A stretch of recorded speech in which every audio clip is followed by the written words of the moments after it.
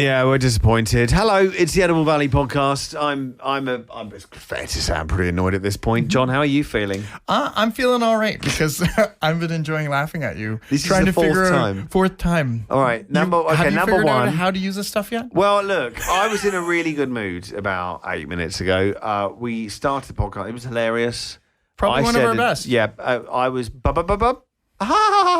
like it was a joke. It was a laugh a minute. Awards, everything. We would have been doing really well. Oh, exactly. You would have been. It was hilarious. I was impressed. Trust us. Then I realised it wasn't recording out of your mic. Yes. Didn't sound very good. So, and I made some jokes. I'm not going to do the jokes again. All right, the jokes because we did this 2 weeks ago. 2 weeks ago, and again, it wasn't recording. The mic wasn't from set your up mic. Right. Yeah, I don't know. Yeah. Why it's... So I made a really hilarious joke about how I look very unusually short in the YouTube videos next to you. Yes. You're 6'2", I'm 5'5", ha ha ha. That's right. You're standing much closer to the camera, that's the reason. But I happen to be a bit shorter. All right, that was a 10-minute bit I just did. It was quite I'm good. not doing it again. No, that's fair. Yeah, that's fair it's enough. not meant to be that's out right. there, obviously. All right, anyway, are we supposed to be entertaining? All right, okay, what are we doing today? We got to circle back here and we got to get onto squash because we're talking about harvest time. It's harvest time of year. Harvest time.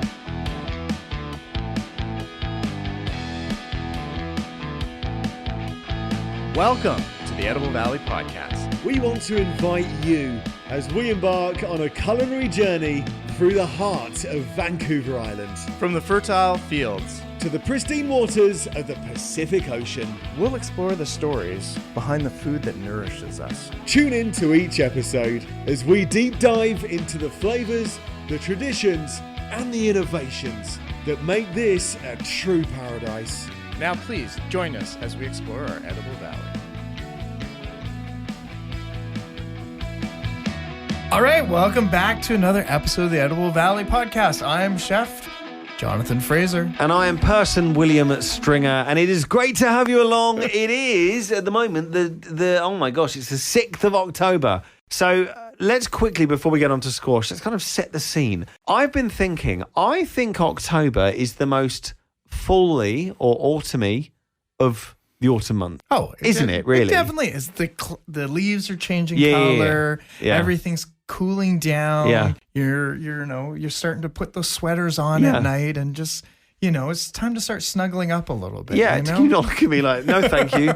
But, because you got September and it's like, ooh, yeah, September. I mean, come on. September's like, ooh, I'm the first autumn month. And it's like, you're not really, you're basically summer, mate, all right? Yeah. For the first 6 days of September, the kids are still on holiday, for crying out loud. And it's still usually gorgeous around Exactly. here, right? So forget it, September. November, really, It's getting nothing. gross, right? Yeah, there's The rain's nothing coming going for down. it. It's got absolutely nothing going for it whatsoever. It's great. It's getting, and prepare for it to get less cheerful here. But this is my rap sheet for November. Okay, it's getting darker very rapidly. The clocks have just gone backward, and so it's going to get even worse. Of course. Suddenly, you lose all the residual heat that you had in November because, believe it or not, October is warmer than April. Who thought that?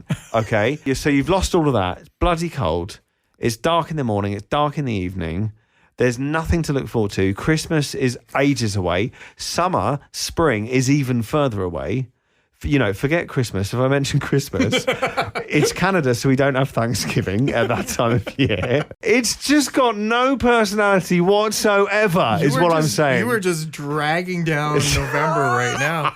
I'm like, let's come back to October and let's really enjoy let's make the most of it. The beginning of the fall harvest here. I don't know if you saw the last episode we got out there. Or actually, 2 episodes ago. You were in a barn. I was in a barn. I loved it. Shamrock Farms and got to do an amazing tour. I actually went back there with a camera, and Aaron, we did a whole filming of all the stuff in their barn. It was just absolutely so beautiful. Yeah, it really got me into that. I mean, that autumn. Shamrock Farms, obviously a great place to go in the Excellent. autumn. Really good. Now, just set me straight on what is at Shamrock, because everyone knows there's basically Coastal Black and there's Shamrock Farms. That's right. North and South Highway.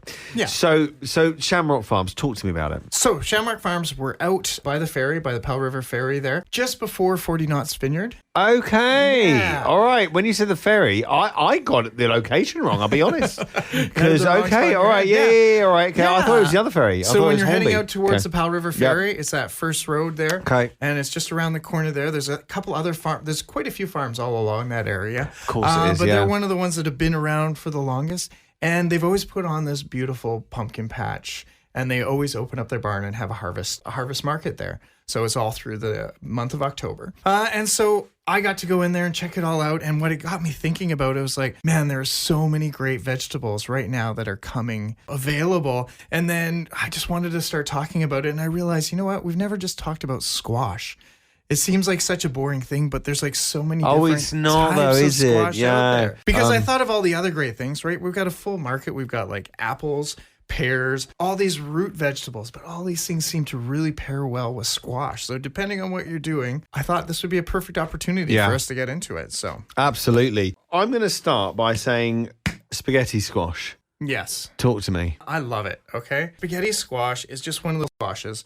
I do have high expectations of you, John. I don't expect you to have well, you do have a squash on you though. It's green. I do have a couple squashes. But let's talk about it. So it's an oblong, pale yellow squash. Flesh separates and it turns into like spaghetti strands when it's cooked. So very popular here. It's very inexpensive. Like you can pick it up a lot of places for So very cheap, cheap. yeah. Yeah, it is such a beautiful pasta to work. Yeah. Such a beautiful squash to work with. Well, if you want yeah. to pretend like it's pasta. Yeah, exactly. And Eva actually makes a spaghetti squash, and I can't believe how cheap it is. I think we pick it up actually at the pumpkin patch every year. We always pick up a couple of spaghetti squash, and we make it with a nice fresh tomato pasta sauce, some sharp cheddar on the top, a little bit of that.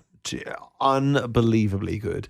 So good. And it's so good for you. And it feels low calorie and everything. So spaghetti squash, that for me is the hero of the squash community. Squash for you. Yeah. Well, let me try and turn you on to a couple more because there's lots of great squash out there. I just want to talk about some of the great points of squash, right? Because there's so many great squashes, but like for nutritional value, right? There's a lot of vitamin A, vitamin C, a lot of fiber. They're very hearty, but they're very low in calories too. So it's actually a healthy choice. That's what I was thinking. Yeah. I get that feeling. Like if I have spaghetti squash for a week and then I step on the scales, I'm seeing good numbers, and I'm like, well, that didn't feel like it should be, but it really is. Oh, it's a great one. And you can think about it too, is like for using it, it's very versatile in many cooking things, whether you're doing soups, roasting it, pies, or even pastas like we were just talking about. Squash is like one of those ones that you can just hit in. I love roasting it off and just tossing it in like a fresh green salad or even a kale salad at this time of year. As things get a little cooler and you're needing those things, throwing some squash in there, it's just going to give you a bit of extra filling, but it's just got all those great tastes for you as well. Oh, wow. Yeah, Yeah. love it. Now, what's this green one you've brought in? So this is a classic Italian heirloom, and it's a Zucca Mantovan. So bad with names.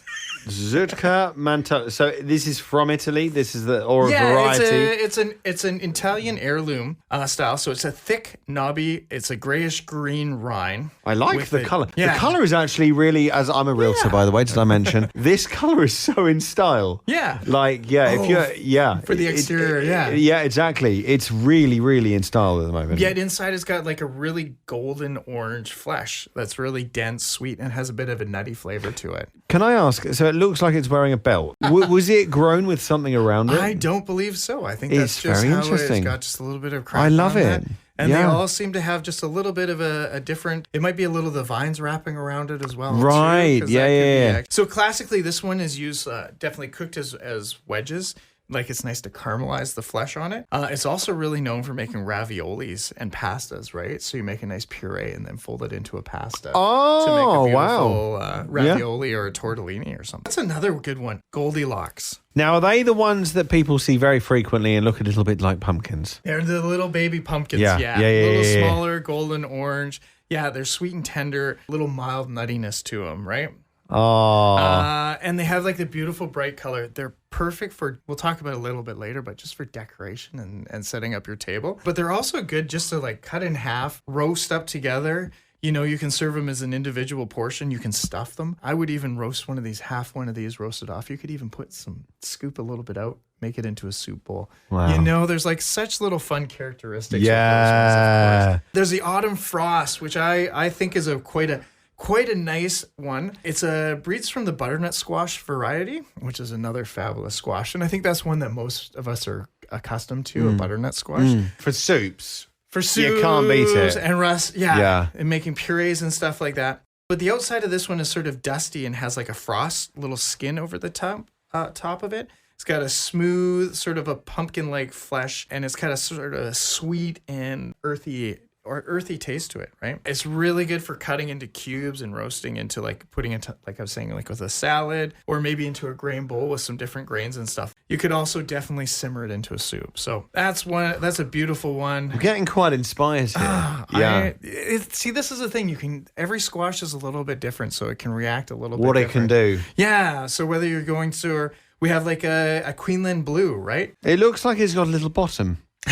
I don't know a nice way of putting Every it. squash is just bottom. a little bit different, Yeah. right? Most of them have like the one I was saying, a Queensland blue is a variety from Australia, right? Its flesh is very bright orange and sweet. So it's got a lot of nice flavor. It's excellent for roasting or in for pies as well, too. So nice, whip that up, puree that up, add some egg yolks and some cream in there, bake it into a pie. You've got a beautiful pie. Of course, slicing it and just roasting it up.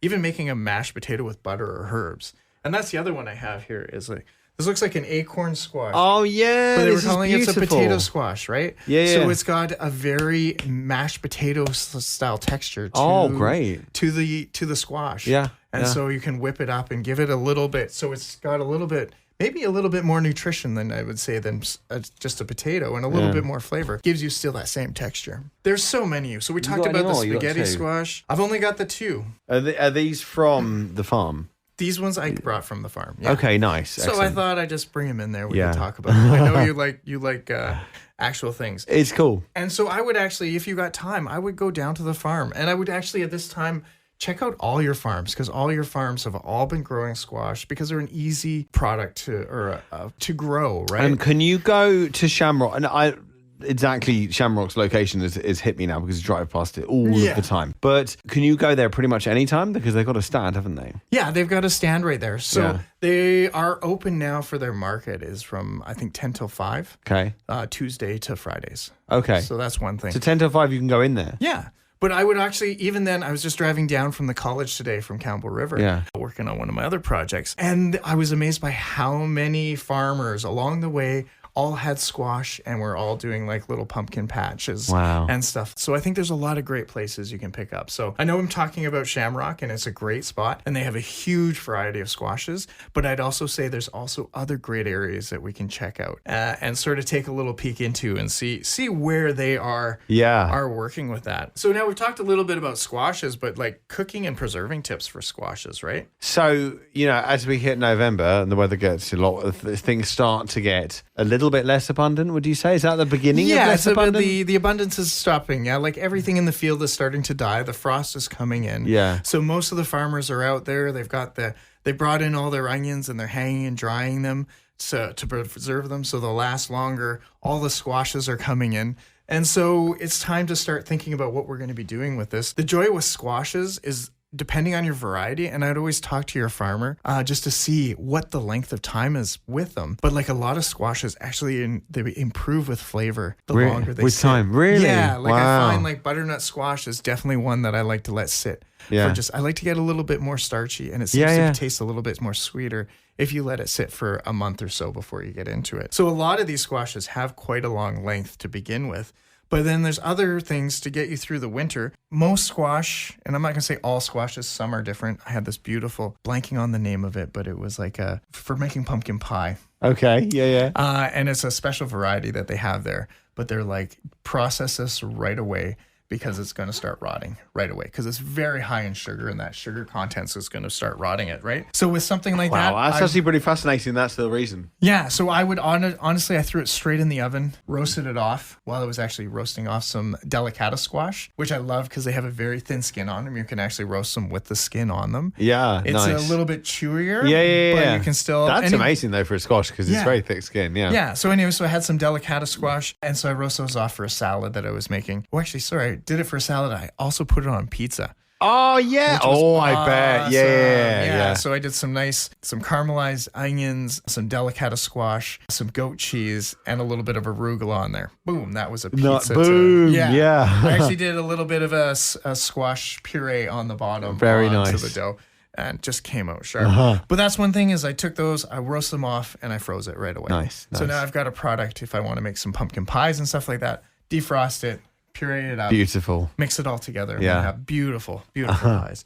So that's one thing I like to do too is so storing, you probably got 2 to 6 months, depending on the variety, on how long you can keep the squash. 2 to 6 months, we're looking at, that'll get you to the spring, right? If you start thinking. Yeah. But of course, even if you don't have time to cook it down and you're starting to go off a little bit or you feel like it's getting a bit old, just cutting it up, cubing it up, and freezing it off in cubes. Okay. Right? Because that way it'll freeze. Then if you want to pull it out, it's perfect to go into a pot. Great. Throw some onions in there, saute them off, throw the squash puree. Beautiful. Maybe you put some chicken stock, some veggie stock in there. Boom, soup. Oh, right off the love top, it, love right? it, love it, love it. Yeah, and of course, then just pairing with cooking and stuff like that. Squash love warm spices, Oh, yeah. right? It and pairs. I think we all know that taste of Christmas and Yeah. Thanksgiving, right? Oh, so it's kind of like a nod to that. To a little bit of Yeah. nod to Thanksgiving is on its way. So, a little bit of cinnamon, nutmeg. Of course, a little bit of cumin too. Cumin's got a nice earthy taste in there. Those are great ones. Some fresh herbs we can talk about, like sage works really well.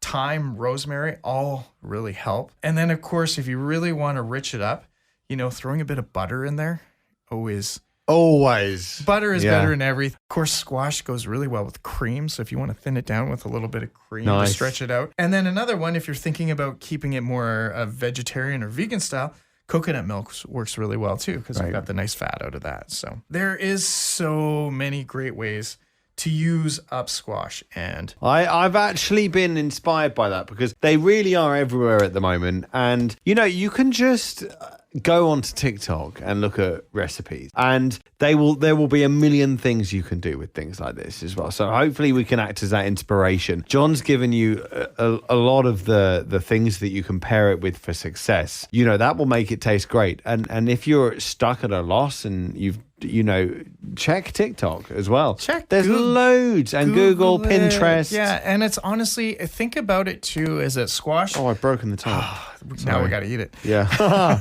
It's one of those ones that squash are, and I like to think about, like we talk about apples, right? Yeah. When you talk about apples, there's different types of apples for different types of things. Some apples are better in a pie. Some make a better juice. Some make a better applesauce, right? And squash are right along the same ways with that. So take a little bit of time, look at what the squashes are because they all come out differently. Research what is best. Oh, exactly. Yeah. And when you're talking about squash and you're talking about the spaghetti squash, like what is more incredible than a nice, beautiful spaghetti squash that's roasted off, a little bit of garlic butter, tossed it really lightly on the plate, and then that bolognese sauce on top. Like, it's heaven, right? You've already made it better. Don't tell the wife. But there's so many other options, whether you wanted to go with a cream sauce, a nice stew on top of that, right? Like, it's just, and then you're cutting out a lot of those starches in your you really are. in your diet. So and it's healthy for you. So I'm just like, I'm going to promote it. It's right there. It's local. Wow. And you know what? It's reaching out and connecting with our farmers in the community to really showcase, I'm what going we to have go here. on the way home. I'm going to go straight down to Superstore and buy a bunch of spaghetti squash. You do Just you're to gonna get you pull me going. up. I was baiting John into an argument there. So yes, no, it's everywhere. Yeah. It's everywhere at the moment. The other great thing about squash right now too? What? Well, we're coming up to Halloween. Oh, yeah, right. So, of course, let's talk about decorations. Oh, yeah, okay. Okay, because you just think about how wonderful, like we all put a pumpkin out, we all carve a pumpkin, and we do lots of great things with pumpkins and to celebrate the season and scare the children and the ghosts away. But then think about all these beautiful squashes and stuff like that you can actually get in and you can use as decorations around your house, centerpiece on your table for Thanksgiving dinner. Couple beautiful squashes. Get a couple order. We're gonna edit this for sure. A couple centerpieces, a couple nice pieces that you can just put ornaments. Yes. Really? You forgot ornaments? Come on. Sorry. That didn't mean to come out loud. I did. So there's a great option for you to talk about these. And that, could even lead on to something. It's a kind of nod to Christmas then. When can we start talking about Christmas, do you think? Well, let's get through Thanksgiving because that's Which one? Will be R1. R1. Yeah, all right. And then maybe we'll even stretch into the American Thanksgiving. Yeah. So. Yeah. I've got a foot in both camps with my sister. Oh, and she right. comes up here and celebrates American Thanksgiving. So we actually celebrate both. You know what? There is nothing wrong with celebrating Thanksgiving twice, I think. I Because, know, yeah. And then it's like two warm-ups, rehearsal, dress rehearsal, and Christmas. Exactly. Yeah. Like eating nice turkey. I will say we did an outreach with the North Vancouver Island Culinary Association where we What's that again? It's the Nivica. Nivica. Yeah. For William Nivica. Nivica. So we went out to the St. Peter's Anglican Church in Comox. Okay. One of our members has been doing a lunch once a month for the community there. Nice. And so we just jumped in and helped him out with doing a nice turkey dinner. And so we had a couple apprentices in there. We had a couple members. And we just cooked up this amazing turkey dinner. We had, roasted vegetables and squash that were all donated from Seaford. Oh, I love Seaford. Yeah, so another great place to get squash. Another great place. So we got a whole bunch of food donated from Seafords. We took all of those, roasted them up. Someone had donated a bunch of cod collars. So the neck, so we made a beautiful stock out of that. We took some of the meat from that as well. And then we made up a beautiful seafood pasta to go along with that. So we had a full spectrum for the community just to enjoy and to thank them. Just to share a meal. So. Oh. Now you get out there with the podcast as well as other things. You get out there more, and I would love to join you at some of these events at some point. You are always welcome. I can talk about a couple events because I know coming up here at 40 Knots, Yep. we have Chef Avi from Powell River, who is doing a Japanese meal, a 5-course Japanese meal as part of the Shellfish Festival or the Seafood Festival at 40 Knots. So we're going to help him out with the association. And in turn for our volunteer work, he's going to give us a class, a Japanese class, cooking class at VIU down in Nanaimo. That will be fun. For our members, yeah. So there's lots of exciting things. We also super exciting that we just found out that the Canadian Culinary Team is out of Vancouver will be over here for 2 days. They're going to be both at 40 Knots doing a dinner. They're doing demonstration and dinner there, which is going to be incredible. Great. So they're going to be out there. They're going to be showing how to do the food, and then they're going to be presenting the food and bringing it out to you. So it's a tapas menu. I think the original plan was for 9 courses. They realized they have 4 hours and 9 courses is a lot of food to get through for 100 people that they're hoping for. So I think it's going to be condensed a little bit instead of they'll probably have 2 or 3 portions on each plate. Yeah. So it'll be an amazing, and there's hors d'oeuvres to start off. It's going to be an absolutely incredible. And then they're heading up 2 days later, November 3rd, up to Campbell River to the Natural Pacific golf course up there. Or resort, the Pacific Resort, and they're going to be doing another 5-course dinner up there. Bloody hell. That'll be a little. There is a lot coming up this autumn. I got one more. Go on, fire away. What's that? Hit me. So, and we're going to do a podcast on this one coming up pretty quick. It's the Island Trails. So basically what they are doing is they're promoting, like we used to do dine around here. Yeah. It's still happening. It's not as big as it once was. It's kind of slowed down. I think there is a resurgence going to come back with it. I know they canceled it for a year, but it's still very big in Vancouver and Victoria and some of the other communities. But what we're doing is we're going to be here is doing Island Trails, which we want to promote local food. And I say the organizers of us, they want to promote local food, and especially with the times that we live in right now with food costs getting more expensive, tariffs, harder getting thing up across the border, supporting our local producers and stuff like that. So what they are asking restaurants, and they will do free promotion of you, show off what you're doing, how you're doing it, but just compare a local dish with something that you're doing in your own restaurant. So you create a dish and you can, show off a local wine or pair it with a local beer or pair with a local farm, just to show off an event. So it'll be good. It'll be good for a good solid month that I think they're going to be running that one. So stay tuned. There'll be lots of information coming out about that one. Well, thanks very much. The events, it's absolutely packed all the way up to Christmas. And we already have shows planned all the way through the Christmas period. And right into January already. It's getting busy for me. I know I'm off to Vancouver actually in 2 days because the Culinary Commons is opening up in Vancouver, which is sort of like a little one-stop shop for chefs and cooks to go. It's going to have a whole bunch of accessibility for chefs to look at recipes and old cookbooks. I know Sue Smith, that was a past guest who passed away a few years. She donated a whole bunch of her books from Beyond the Kitchen Door, or her family donated a bunch of her books. So they all have her name in there from the North Vancouver Island Culinary Association. And so I'm super, super excited to go over there to be able to point that out and just to be able to connect with our community and chefs across British Columbia. So. Okay, well, lots coming up. Stay tuned. We're going to do another one coming up, and it's, fortnight? You betcha, we'll another be fortnight. late October already. We may be getting into a little bit about seaweed as well, too. Yeah. All right. Thanks again to 98.9 Jet FM, the Comox Valley's best rock. We have recorded this from their state-of-the-art downtown Courtney studios. Thanks so much for that. And it works so much better when you push the mics on. Yeah, when you turn it on. Turn it on. We'll see you again soon. Cheers.